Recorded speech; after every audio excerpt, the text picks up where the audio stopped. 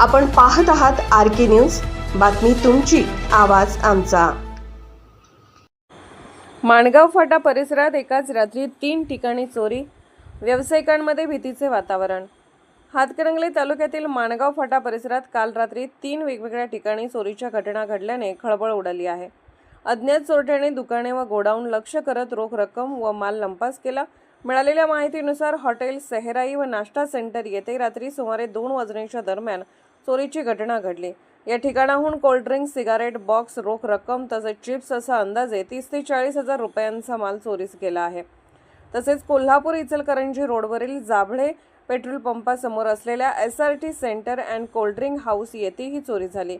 या ठिकाणाहून गॅस टाकी व इतर साहित्य असा सुमारे 2500 रुपयांचा माल लंपास करण्यात आलाय। दरम्यान साजनी येथील व्यावसायिकाच्या गोडाऊनमध्येही चोरट्यांनी प्रवेश केला। सुमारे 35 ते 40 हजार रुपयांचा माल चोरी केला। संबंधित गोडाऊन नवमहाराष्ट्र सूतगिरणी समोर असून गेली 3 वर्ष हा व्यवसाय सुरू असल्याची माहिती समोर आली आहे। घटनेची माहिती मिळताच हातकणंगले पोलिसांनी 3ही ठिकाणी पंचनामा केला असून अज्ञात चोरट्याचा शोध सुरू आहे। या घटनांमुळे माणगाव फाटा परिसरातील व्यावसायिकांमध्ये भीतीचे वातावरण निर्माण झाले आहे।